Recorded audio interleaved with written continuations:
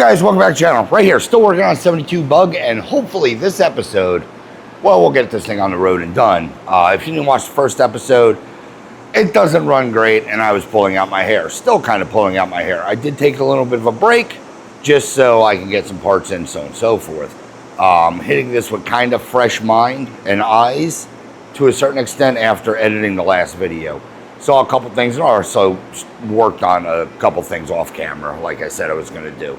But basically, in a nutshell, what I'm doing now is starting from square one, as in if I was to be building this engine, or at least doing the dual carbs. Because from what I can tell, the air conditioning system, as far as like the compressor and all this other stuff, got put on first, and then they struggled to get the dual carb setup on, because there's really no way to put that through rod through. I have speculation. The air conditioning could have came second. It's like, what came first, chicken or the egg? The dinosaur, I guess, is what I'm getting at. But yeah, I'm just gonna start like I've never worked on this car, and I was installing it to a certain extent, but I guess from scratch, because the carbs, they definitely were installed not the greatest, not to mention all the vacuum leaks I was fighting myself against. But with that said, I'm gonna get this thing up in the air some. Join me in the back. I already got the driver's side ripped off. Working on the passenger side. I stopped with the driver's side just because I saw some hinkiness with the base gasket from manifold to head. So I'm assuming that was another vacuum leak. So be right back. Let me get this thing up.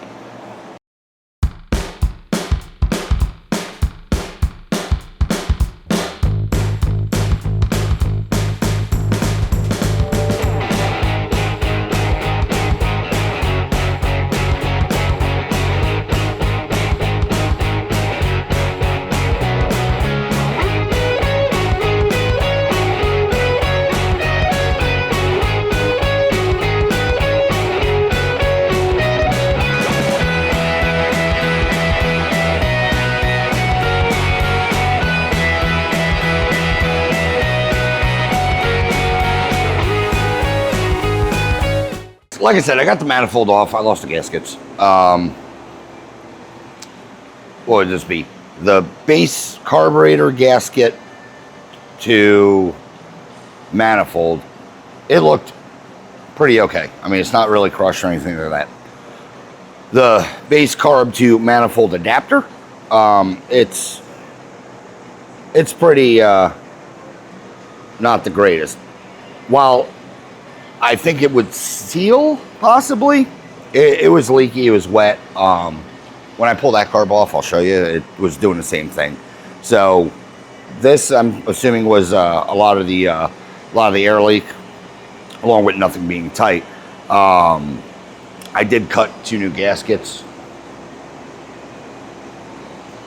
for this. We got that one and the small one. I went with a thicker, it's like a 1.2 millimeter, 1.4 millimeter gasket, just to hopefully aid in the squish.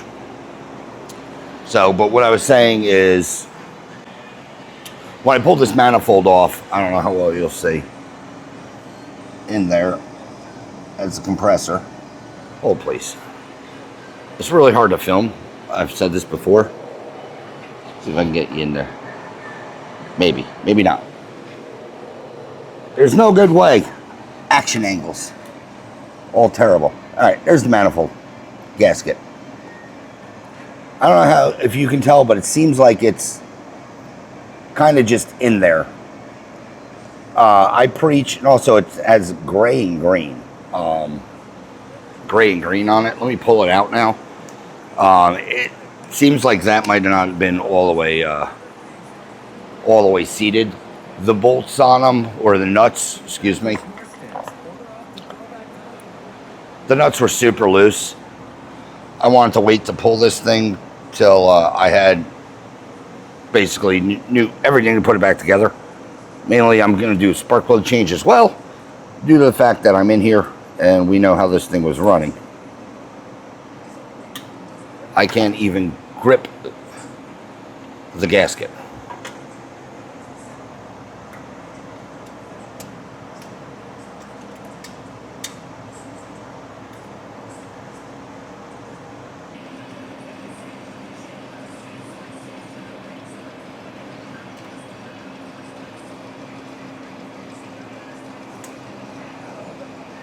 Took a little more damage than I wanted to, but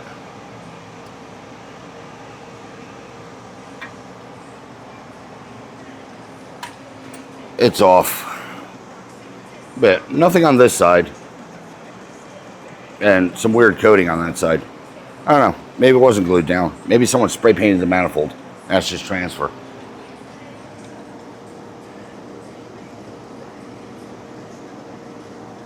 But yeah, I say this in my videos all the time. Junk that. Because it's bitten me in my videos as well. You want to take your manifold and it should drop nice and easily down.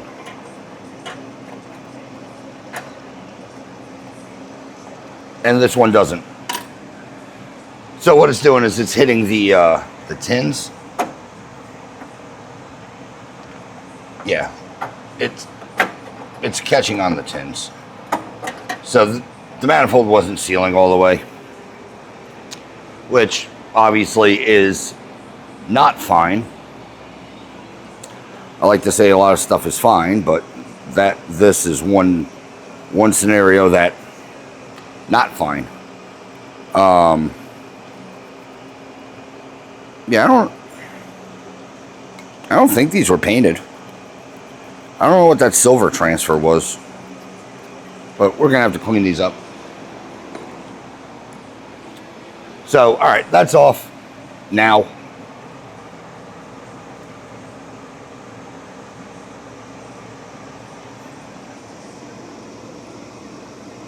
There's some weird stuff on that thread.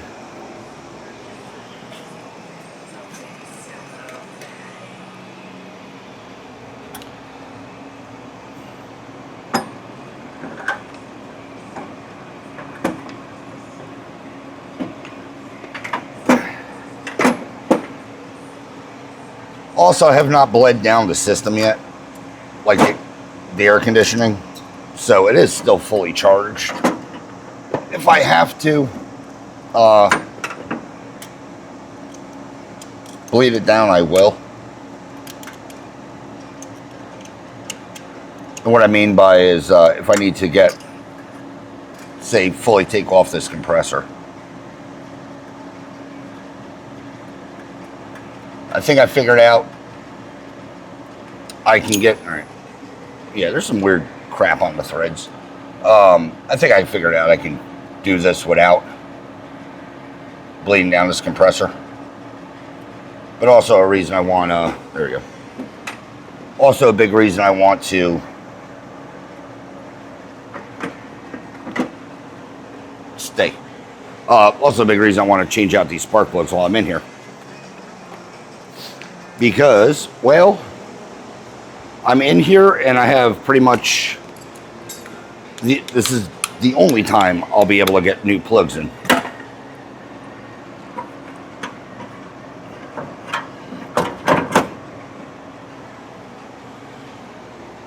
So, let me zip these off, get new ones in, and we'll start rebuilding this side. I say this in my videos. If you're going to use an electric tool,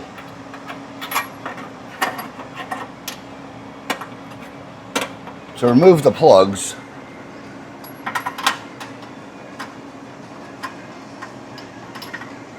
well, where's that go to?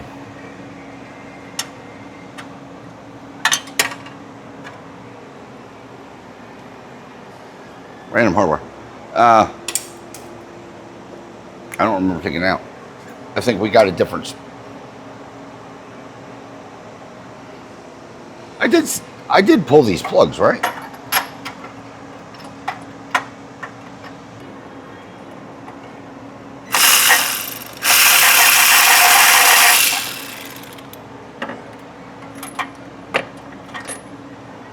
Deep reach. DPR 6 EAs. That is a lean plug. Super lean. I got some deep reaches.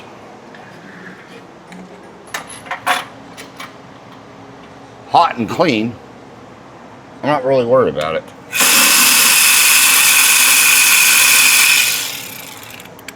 And that plug wasn't even tight.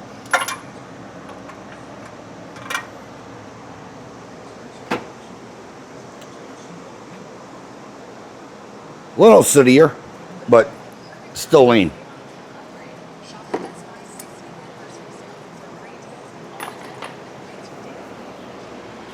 All right, well, this is going super.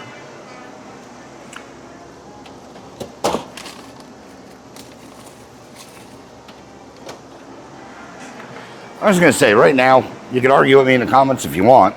Those plugs are fine to run.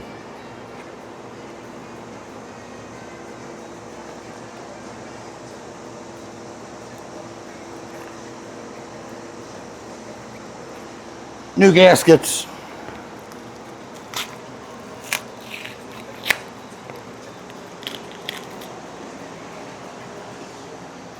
For the intake, I got to do some bending to hopefully gain clearance now.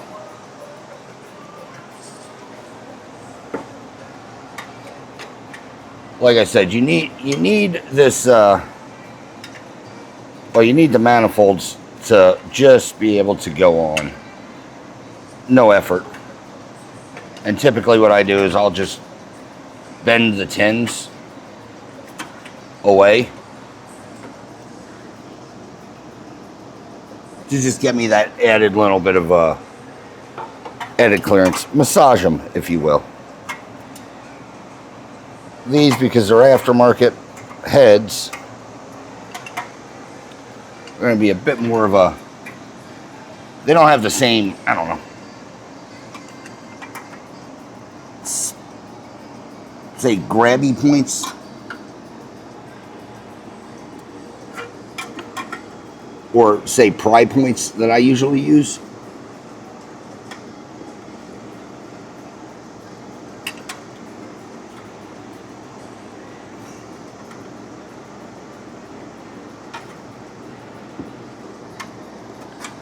But basically, at the beginning of the evening, if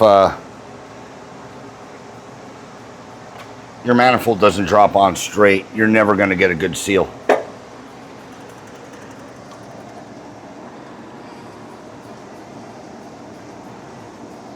It looks better.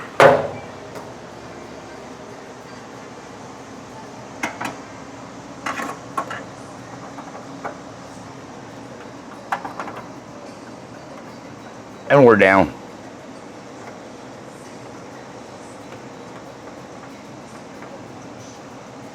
Yeah, it's a little funny, but I think that's just the way that this one is. Like the holes.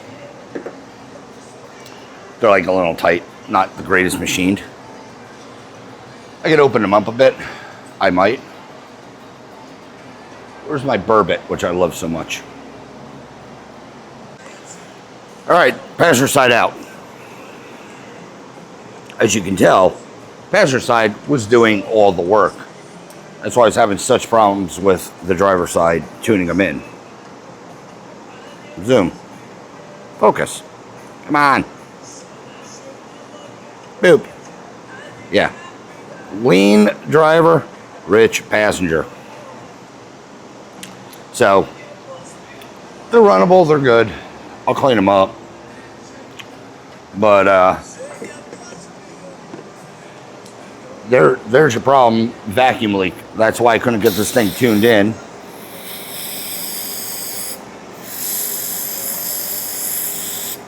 And they're really not that bad. Nothing I'm concerned about. All right, let me strip down this this carburetor.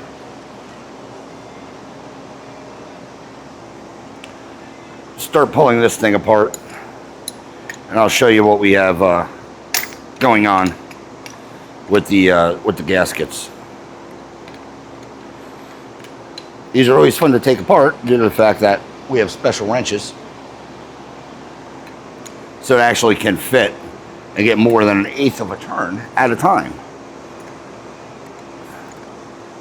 Kind of the reason it sucked for me trying to tighten them on here was because, well, I did not have this luxury for full swings. Yeah, these were either assembled individually and put onto the car. What I mean by that is they put the intake manifold down. That was loose. They put the intake manifold down, then they put this adapter plate down, and then they put the carb on. Or they dropped it like I took this one off as one unit. Either way, it wasn't the tightest of install on the driver's side. Passenger side was better. I'll probably drop both of these down now that I have clearance as a single unit. Once I get this thing just re-gasketed.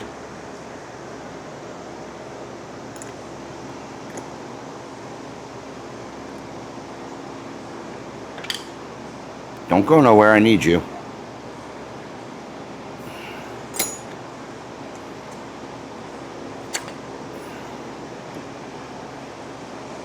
Yeah. Paper gasket. Not really covering the whole manifold. Not that it needs to, it just needs to cover the base of the carburetor. But by coloring, I'm assuming this also had a slight leak.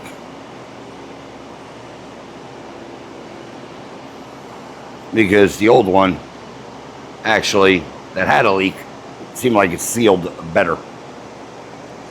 And it's more round.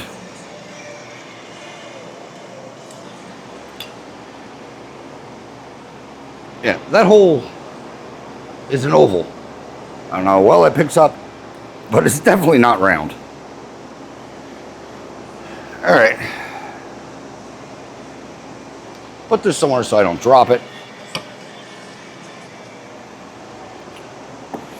Get these off.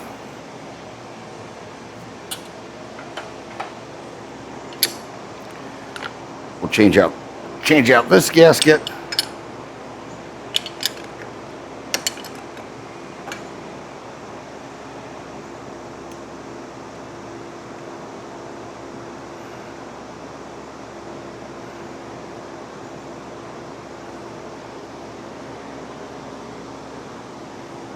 Like I said, we'll drop everything back in as an assembly. Let me get these things together. Assembly is the same as unassembly.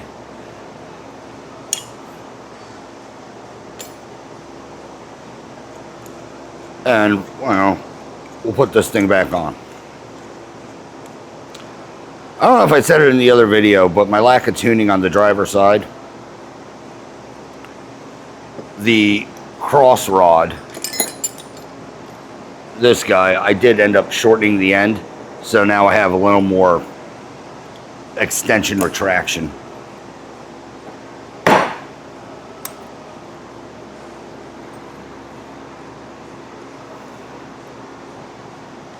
Washers. Yeah. Gasket also, I mean, it seems fine. This thing got wet. I don't know if you can tell the corrosion in there.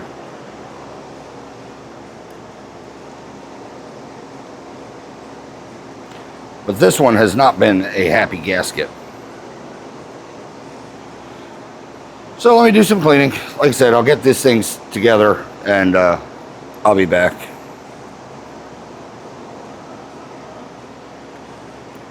Tech tip, if you wet the gaskets, my eyes are up here. If you tend to wet these gaskets, they hopefully will release a little easier. You're breaking the stiction. Does it always work? No. But does it have a little more chance of actually popping apart? Yeah.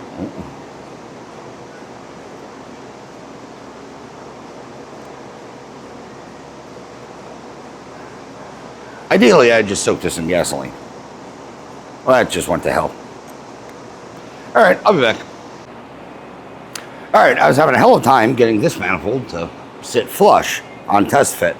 I had to machine back this, the back, because the way the heads are, they come up just a little higher, and this casting was hitting it, so it's letting it weeble wobble. So, again, double check that your stuff sits flush when you go to put it in, because those things, and I can tell you right now, just looking at the tops of these, how deep those washers were sunk in there. Someone was reefing on this thing to get it to seal.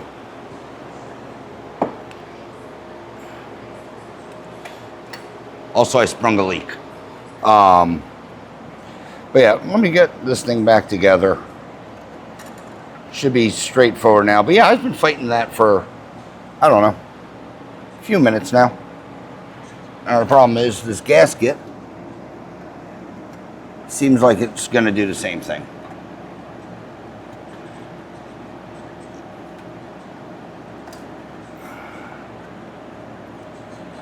It's either the heads are machined different, because the other gasket slid right on, or we have a slight variance in something. I had big ass scissors somewhere on the floor.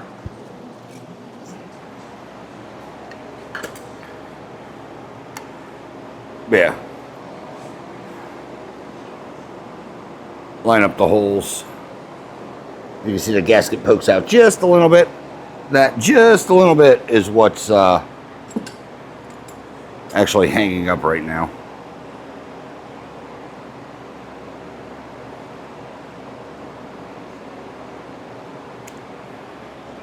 Just take a little bit off.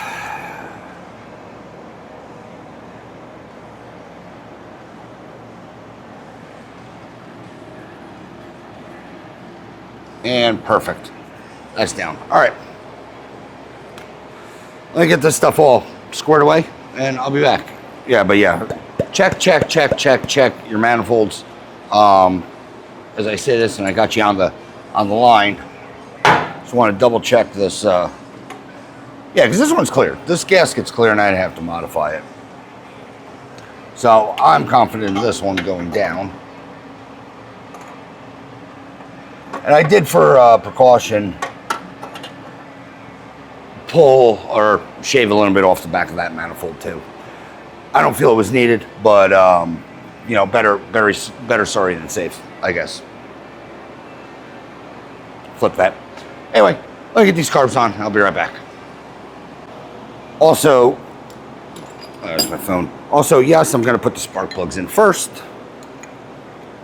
and then put the carbs on. Do not do it in the reverse order, because you will have a bad day. To add to, if you're going through all this stuff, you're already fun and bad day. So yeah. Like I said, let me get these things together.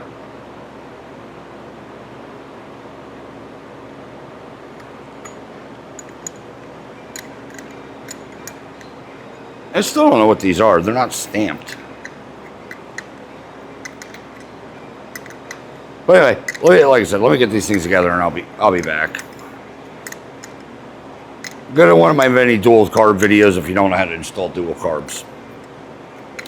But same.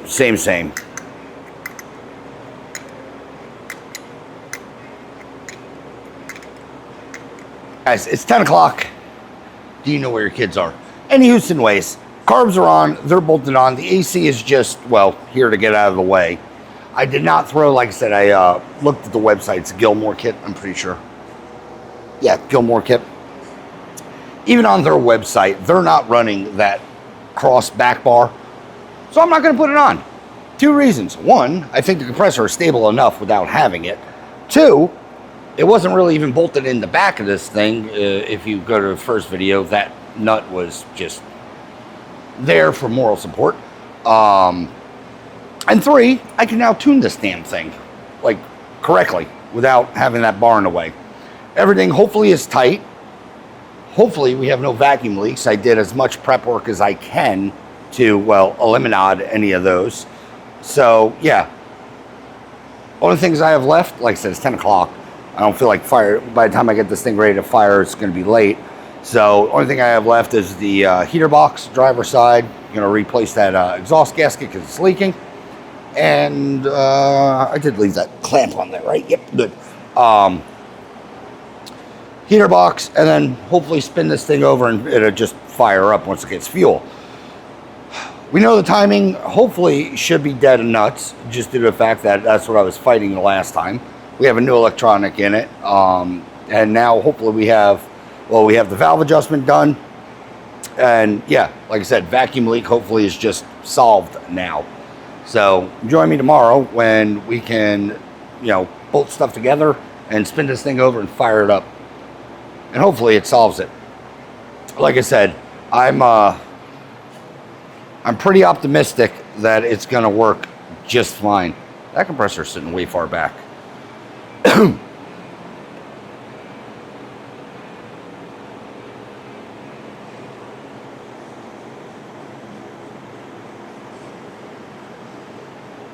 Maybe because it's not tight. I don't know. I'm going to have to screw around with those shims to get it correct. By shims, I mean there's a ton of washers just to get the offset correct. But I'm not too concerned about that right this second. But it is sitting back, and I do have a gap in the front. So it looks like I'm missing a washer in the front or a shim. Again, not a big deal. We'll get it sorted out. But join me tomorrow when we get this thing spun over and hopefully fired up. Or just keep watching the video because it'll be the next scene. Exhaust is on. The carbs are, carbing. They're here. Like I said, I can adjust them. I'm going to do a preset all the way in and a turn out on the fuel.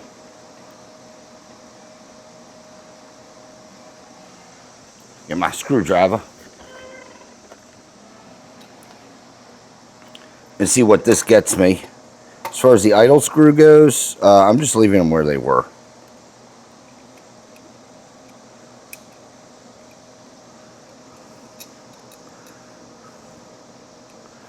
All right.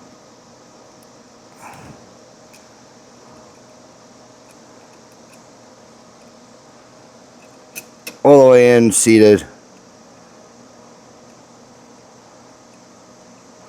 And let's do half. One turnout. Same thing with this side.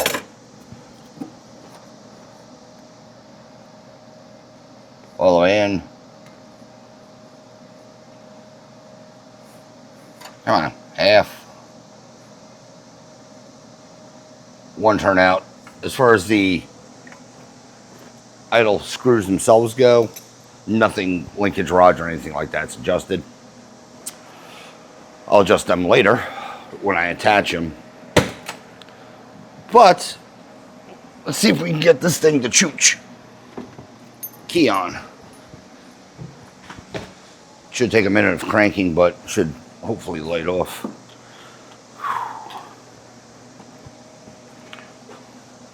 One carb might fire right away.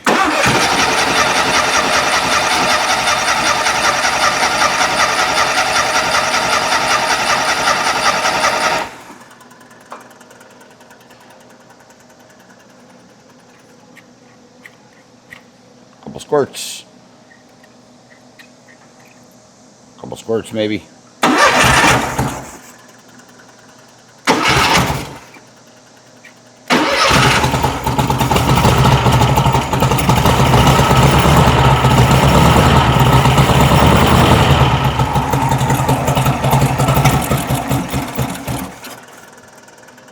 So it's still not happy.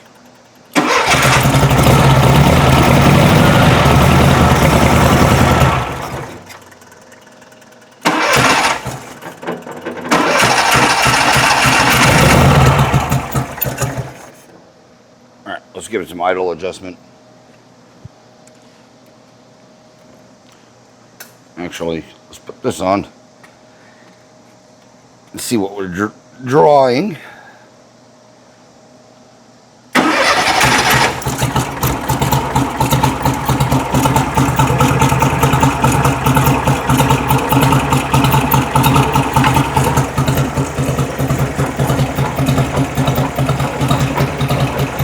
That one's fine. This one's not fluttering anymore. So that's a good thing. We're just low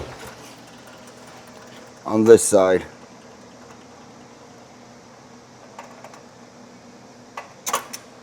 Can't get a screwdriver in here.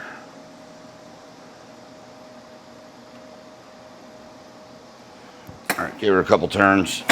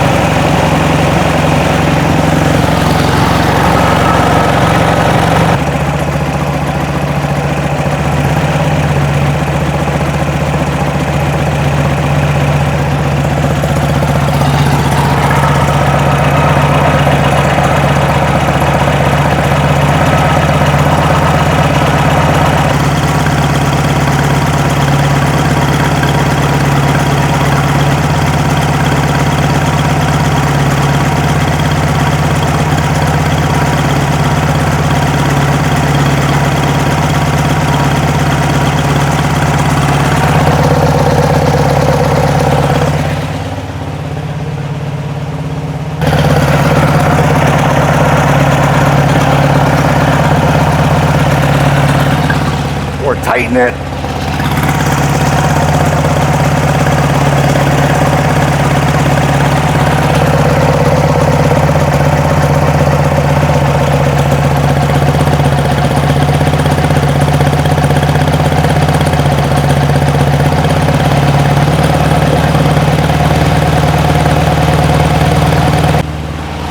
All right, we're idling right about 10:50, 11.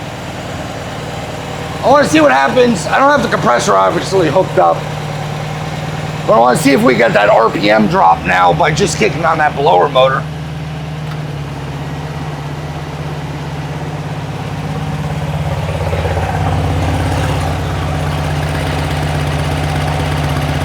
Not bad. It did come down, but it's not bad. All right.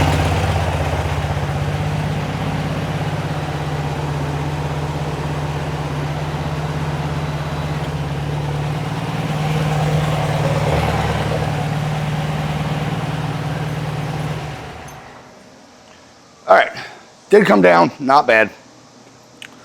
It's not that, 300 RPM drop we had. Let me get the compressor all squared away, and hold on 1 second. All right, like I was saying, let me get this compressor all squared away.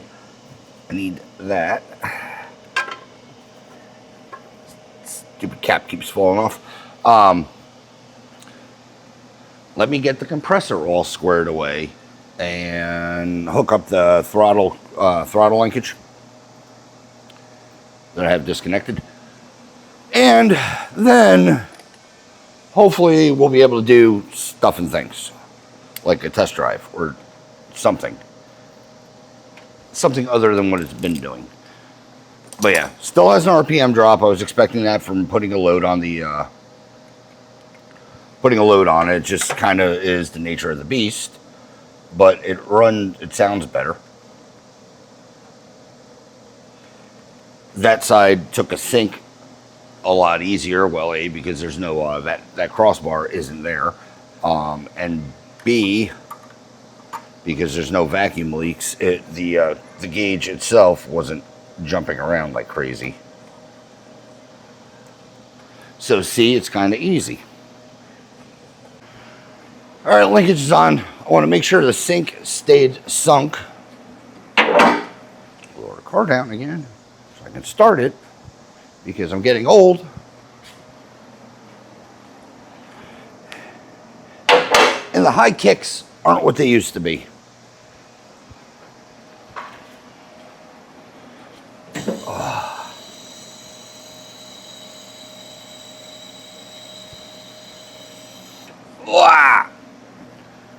Key on.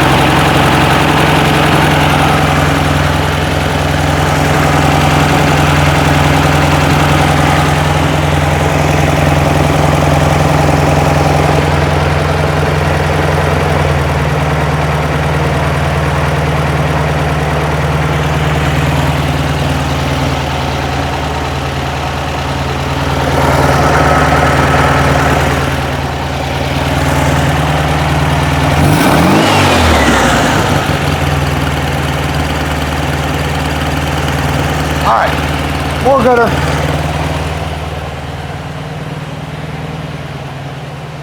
Blower motor.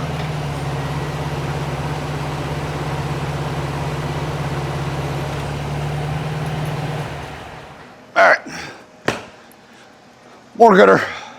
Anyways, now let me figure out this compressor thing, and well, I'll get back to you, and we'll hopefully just fire this thing up, and it'll be happy.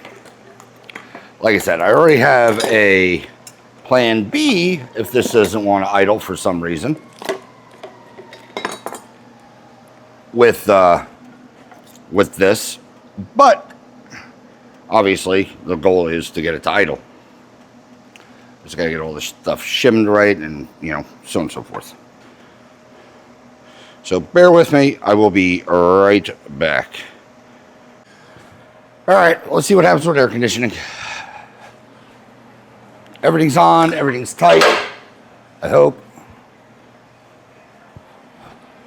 Let's give this a whirl. Hey, come here.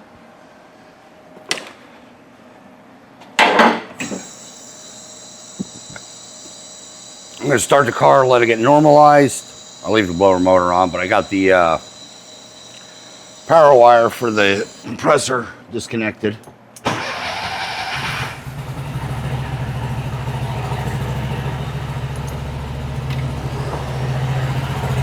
All right, blower motor's on.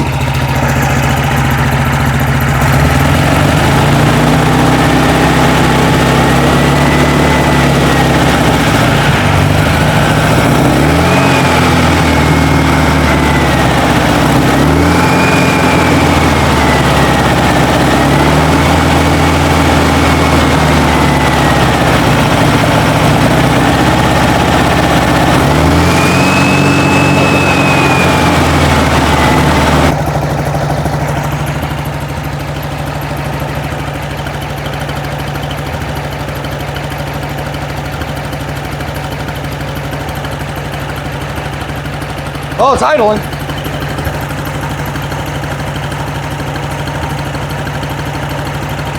A lot better than what it was. We're 750.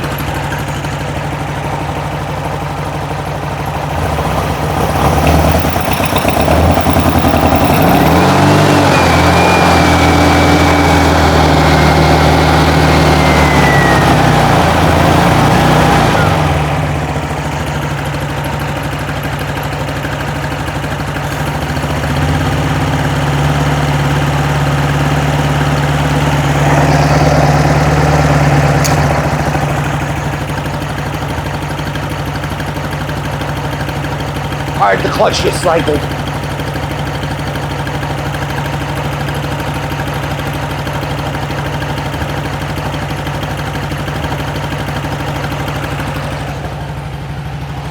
Let me double check the sink.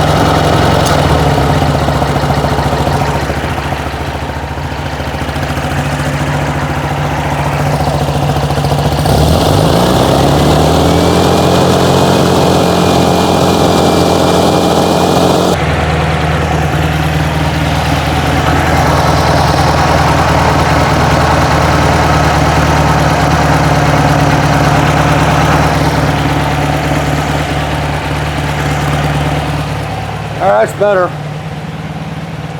All right.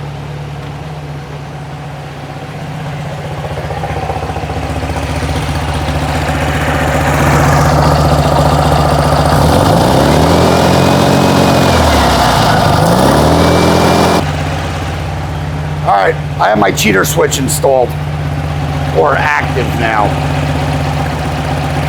Blower motor's on. Car's idling 9:26 right now. Compressor's off.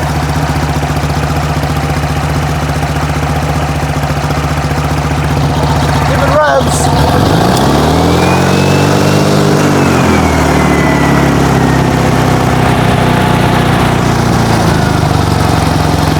Compressor's on. I'm to idle. Off.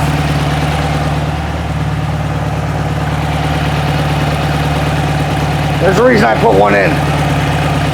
Because now I can keep it idling low and it doesn't care.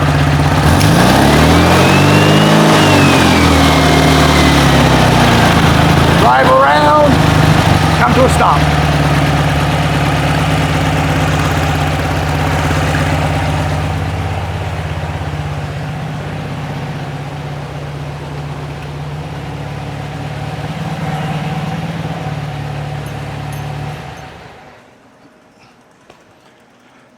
All right, my cheater switch is in. Oh, like I said, I don't know why you could hear it, but it is now working for the idle.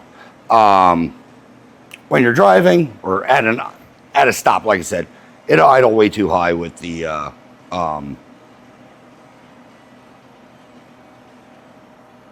blower motor off. Sorry, words. Idle's way too high with the blower motor off, just because it doesn't have to draw the alternator on it. So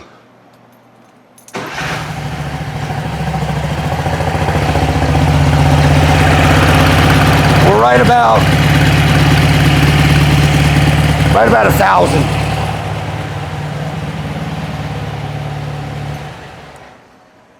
So it's right about 1,000 right now. Alternator puts about a 500 RPM drop on it, or 50 RPM drop on it. It brings it right down to about 950. I can live with that. My cheater switch is now controlling the compressor. So hopefully that solves that problem. It will run it with the AC off, but it just has such a high idle. And I think a lot have to do with these carburetors. While they're working, you can probably hear in my mic, the engine's really not happy cold.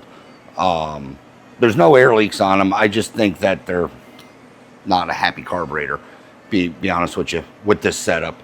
Like I said, it is a 1776. It should have no issues running this setup, but it seems to really lag.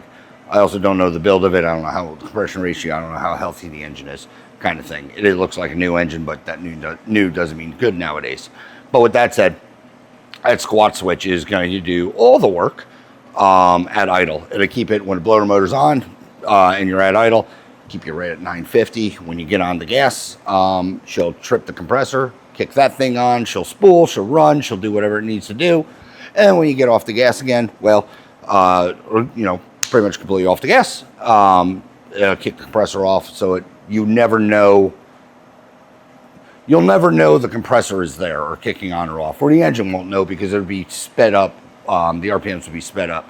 I said in my first video, there's no way to put like an idle kick up on this thing. So, kick on your AC and, bring it up that couple hundred RPM to maintain it.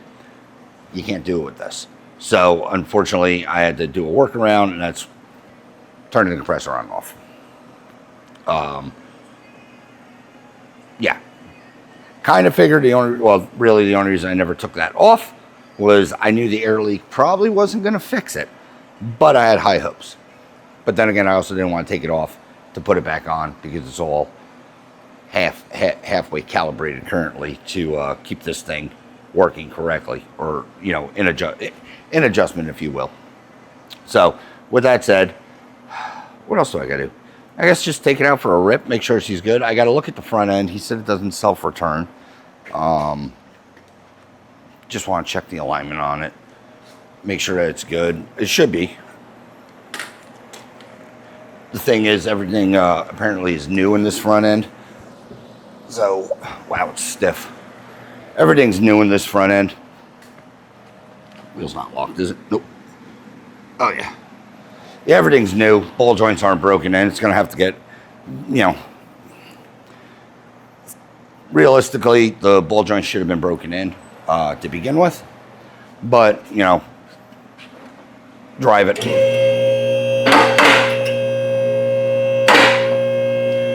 If there's Zerk fittings on these things, there are not. I was going to say if there were, I would have lubed them.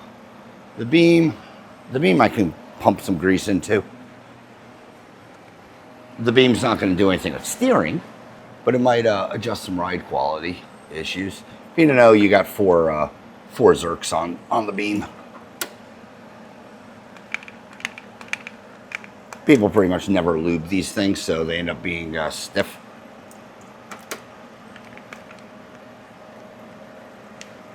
If you love it, lube it. I'm going to need more grease. I also shouldn't put that there because, well, guess what? I'm going to lose it. I mean, it's stiff, don't get me wrong. It's not that bad. And again, I hate saying that, what this brake kit is this? There's back shields. Typically, I don't see them on the back of these things. That's cool. That's pretty neat. Yeah, anyway, like I said, the old excuse that if you ever have gotten ball joints, just let it wear in. That's where I'm at, and it's not because it's an excuse. Well, it is an excuse. I can't wear in the ball joints, I guess, is a more accurate description of what's going on. So, obviously, I work nights, or I do night stuff here. It was day when I came in. Tomorrow we'll jump in this thing, take it for a rip, make sure everything's working. I'm happy I got that stuff prefabricated. As far as the heater. Heater box. So I gotta put that duct in, but it's a little warm.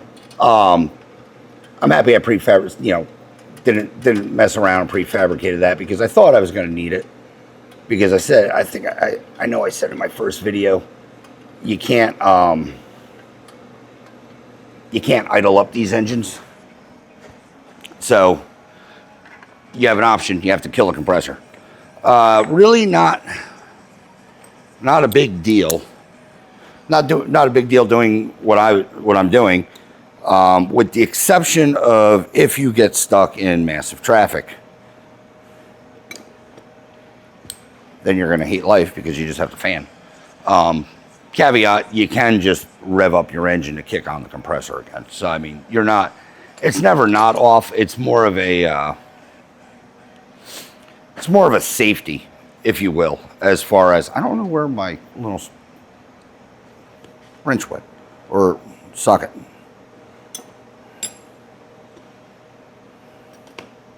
But, oh, yeah, here's a spare. That's all that's controlling it. A little squat switch. Beep, boop. Ins, turns compressor off. Out, turns compressor on. Bend a tab if you make them accordingly to suit your application. Squat switch, limit switch. Nah, I don't know. Aviation are called squat switches. Squat switches. As far as I'm used to hearing.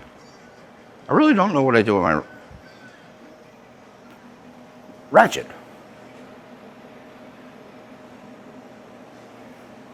I had the damn thing. I'm probably looking at it as well. Well, shit.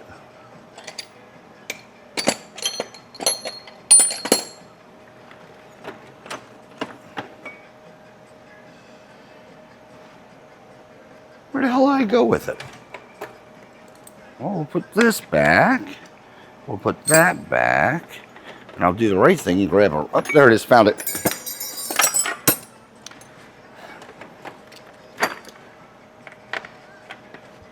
Yeah, if there's every drawer turns into a shelf. Okay, so if it's open, I have big problems with not putting it back in the correct location, just putting it back in a location. That didn't make that much sense, but it did in my brain. And that's all that matters, because I have to struggle with the finding. It's also why I flat rate jobs, because, well, if I say it's going to take me 2 hours to do, but I have 4 hours of tool finding, guess what? Still only billing you to 2 hours. Because that is the kind of guy I am. Anyway, next scene, hopefully, we'll just be on the road. Everything's good on it. Oh, can I reach? Come here. Valve cover dry. Valve cover dry. Push rod tube's wet. That's not me. Didn't do anything with those. But, yeah, this is why I glue those. I know. Argue all you want. Yeah, I glue them in. I use RTV on pretty much everything because Volkswagen and leaks go hand in hand. I pull those stops. But anyway, yeah. Just got to do some buttoning up. And like I said, next scene, hopefully we're on the road taking this thing for a rip and no issues. Be back. All right, guys. Next day. Weather's good. It's like 9:30 in the morning.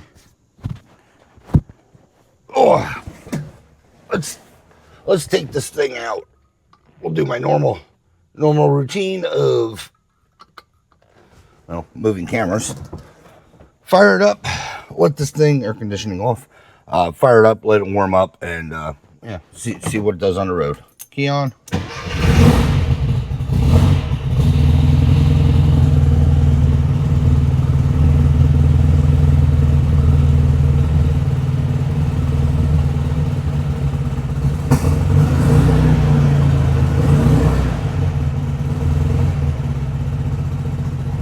There we go.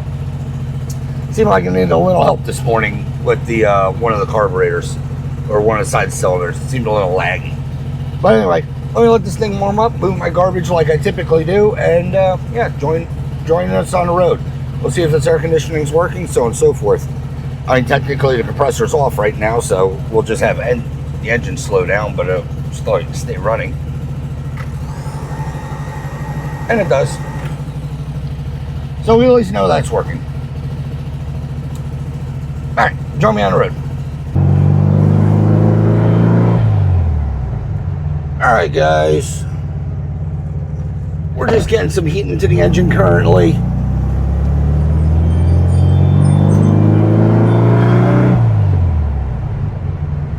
So far, running good. Like I said, this the car did obviously run and drive to me when it came to me. The issue was it wasn't running good. Number one. Number two, roll that window. Wasn't running good. Number two, obviously didn't run with the AC on. There was a thud somewhere.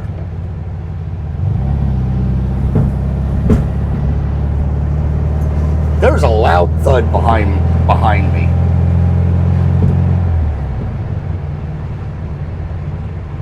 I don't know what that is.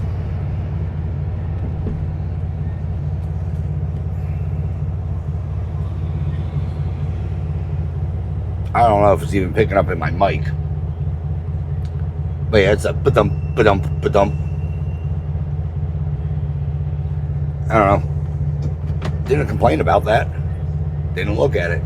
Only thing he said was something with the front end, as far as like wobbly. Steering wheel isn't straight, but that doesn't mean anything. Big thing is, like I said, the ball joints don't feel like they've been broken in, which is alright-ish.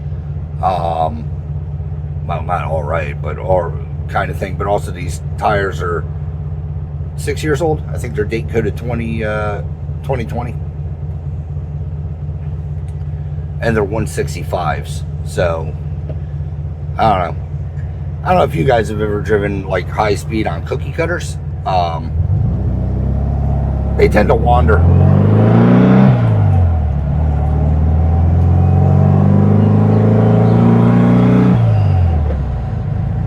I think this is a vintage speed shifter. I like it. It's just very clunky.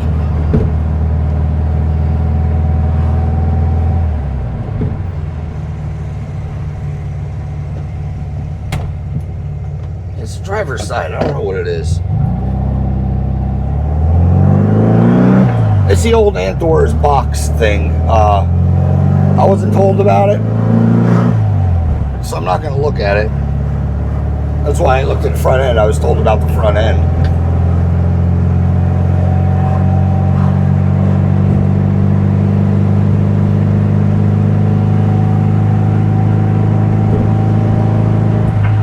No pops, no squeaks, no rattles. Didn't do it there.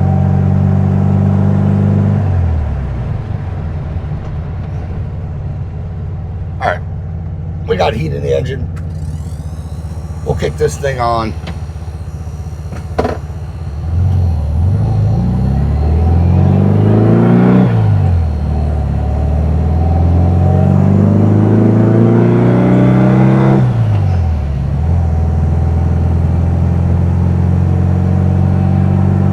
I can tell you right now, my knee is getting cold. We're coasting right now, so that compressor should be off.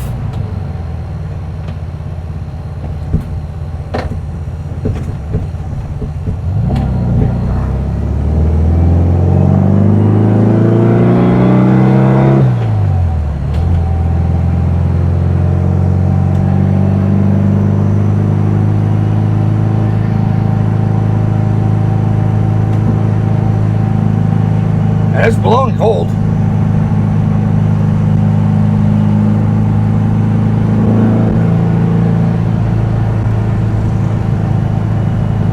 that's working. You might be able, I don't know if it'll pick up in my mic, but the blower speed motor. I know when the compressor's on because it spools down some.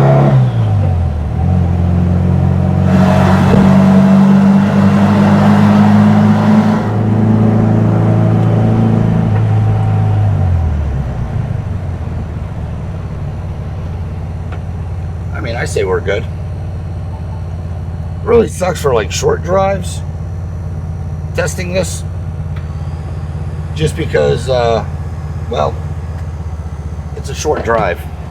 If I want AC sitting on traffic, I can rev up my engine.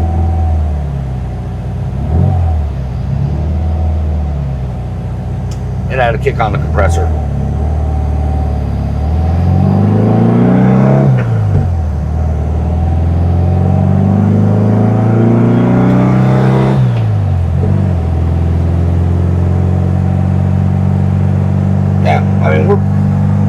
Putting out cold air, I'll tell you that much.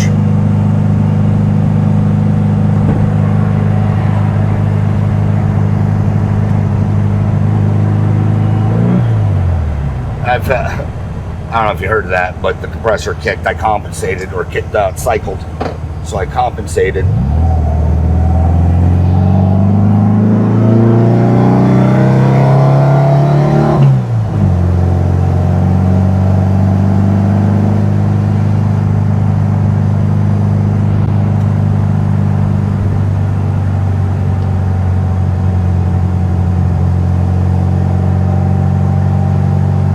I mean, it's working. Engine seems happy with the load that, you know, well, that's on it, just due to the fact that we're consuming.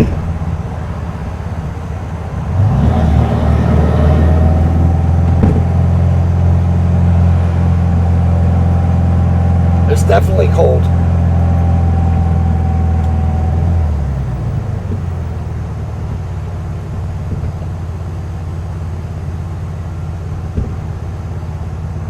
Yeah, because right now I feel it's warm up. It's warming.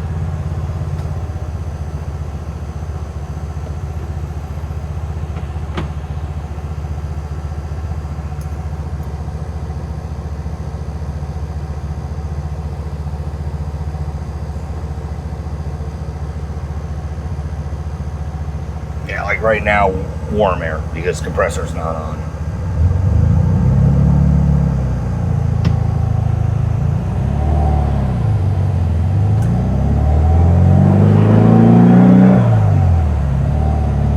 The good news is the way I have the squat switch set is when it comes back down, it doesn't actually have to go all the way back to zero.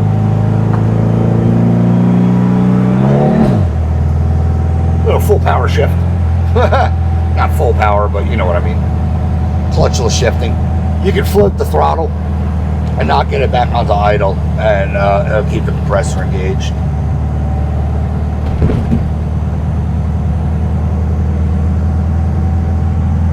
And it seems to be doing its job. I just can't figure out these vents. Like right now, my knee is nice and cold.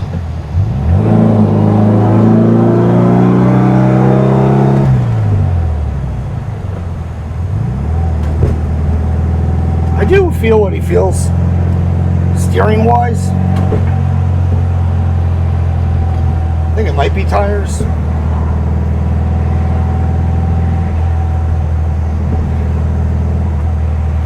Not really sure.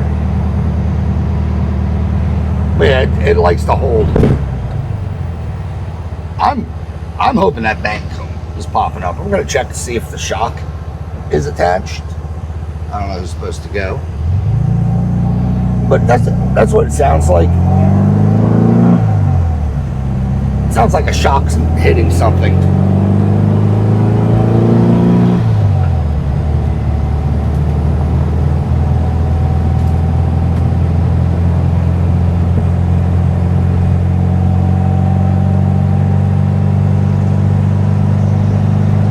Oh, I did throw in one of the temperature probe oil lights. You know, sensors. It's literally dipstick. Put it in and plug it into your oil sensor. I didn't record it. I'm sorry, because he was worried about overheating. It's a cooler day right now. I'd say it's like maybe 85, and well, it's not flashing. It's not doing nothing. Granted, I'm not getting on it hard or crazy.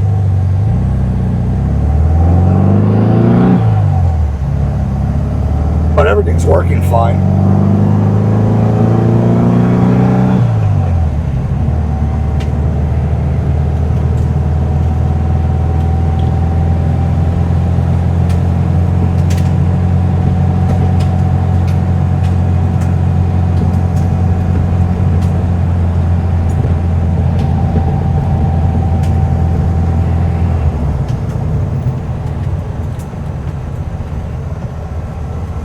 Peel off this road. I didn't know we were doing construction today on that side.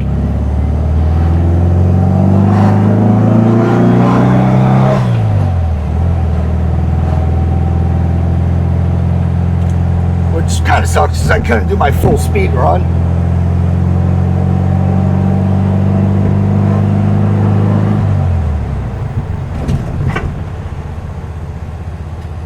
But it's fine.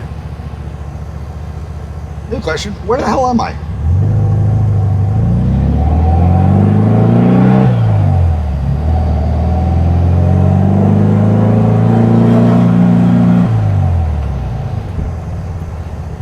Anyway, wipers on.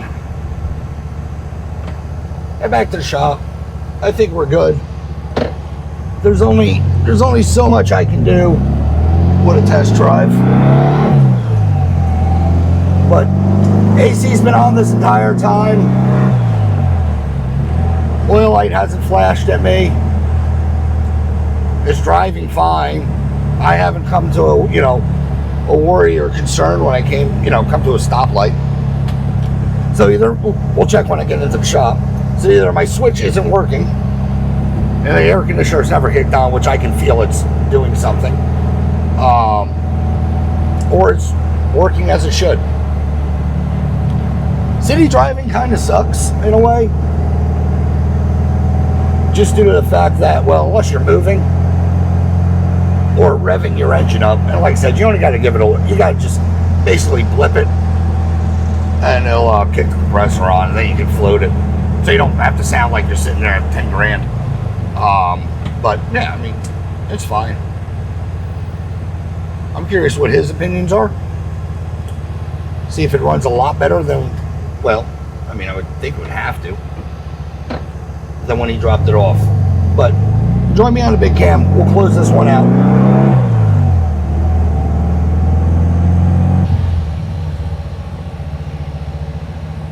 All right, guys. Just gonna hit my lift. We're back. She's idling. make sure I can get out. Hey, it's pulling third.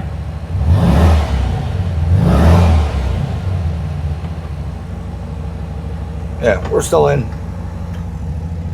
Turn off the air conditioner. Actually, take it back on. Let me make sure it's working, which it should be. All right, compressor off.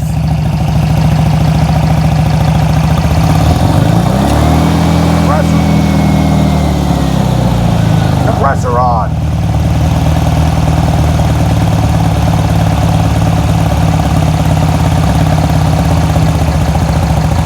It's still on. That's how low I can hold an idle.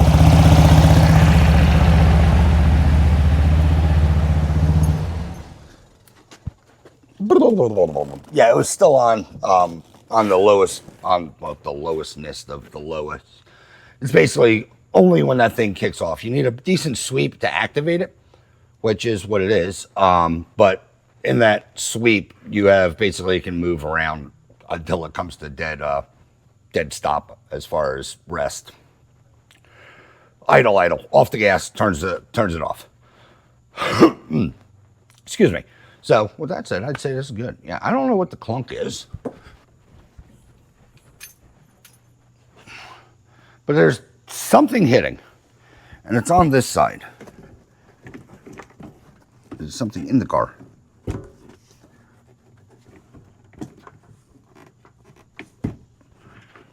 There's a metal box under here.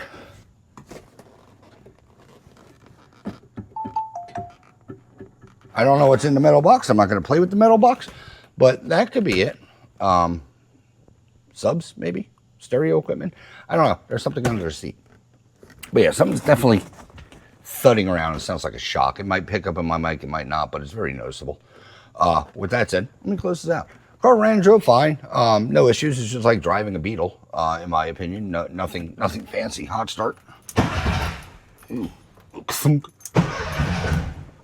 Uh-oh. Don't make me a liar, car.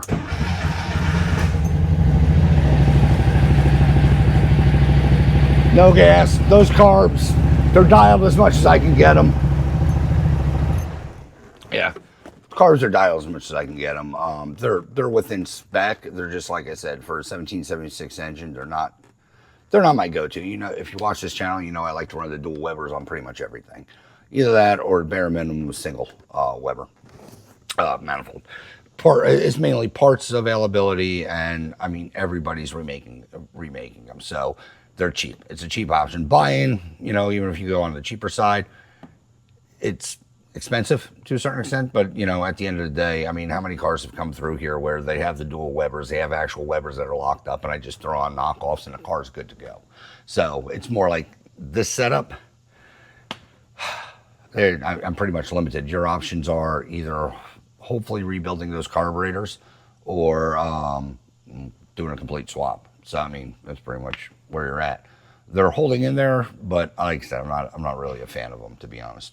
But with that said, let me get you on the big cam, square up this car a little bit. Nah, I'll leave it like this. I don't care that much because I got to move it again anyway, and close the video out. But yeah, I'd say it's a good success. Car runs, drives, stops, and well, the air conditioning works, and that was the big thing. He wanted to keep it. I'm able to keep it for the most minimal amount of dollars I could, I guess is what I'm getting at. Let me close this thing out. All right, guys, close out the video on the 72. It runs, it drives, it stops. The main thing that we are focused on is the running part and the driving part. The engine's idling good. It's right where I set it, not doing anything crazy. Like I said, I did put a temperature dipstick in. We didn't go for a real far drive today just because, well, construction. So I couldn't really give it the beans as much as I wanted. But the engine, for what the owner was saying, it just really idled like crap. It idles fine now. And, well, if the air conditioner's on, it'd die. Or even with it off, it was dying. So those two concerns are solved, at least. I did read Gilmore's website, and, you know, they're saying there's like 100, basically on average, like 100, 150 RPM drop with the air conditioner on. So that means 750, where I had it the first time was, say, about right, but it was taking a lot more effort, and I think a lot of that has to do with the carburetors. I know people run these things with a single barrel Solex on these things, and no, I'm not gonna say don't have issues, but don't have issues. But for me to make this engine work correctly, I'd have to ramp up that RPM way too much, and I think it was at like 1300, and I don't like that. It just sounds off when you don't have anything. If you ran the blower motor all the time, or the air conditioner all the time for that matter, it would be fine, but no, I'm not going to do that. I want to keep it at the RPM I like these things living at, and knowing that the compressor will kick off on idle, it'll be fine. And you'll know if that switch breaks because the thing's going to fall on its face because it just will idle like crap. You'll lose a bunch of RPM. I think it should. I think we tested it. It will idle. If that switch does go out, so it's not like going to leave you stranded or anything. I mean, you just turn off your air conditioner and it fixes it, but it's just not happy. I'd rather have a nice, happy, cohesive tune that you're not playing the guessing game. Turn on the air conditioning, lose RPM, having it idle lower, stuff like that. It's keeping it as much airflow as I can through. I got some dirt on there. It's keeping that fan working, keeping the engine cool, stuff like that, I guess is what I'm getting at. But that, like I said, it's a fix. You had two options. One, a throttle kick up like a normal car does. If you kick on your modern car, it raise your RPM, compensates for the compressor load, or that, just turn off the compressor at idle. So that was the option that I had with this setup. Like I said, I think either a single Weber or dual IDFs on the single IDF or dual IDFs would fix this issue.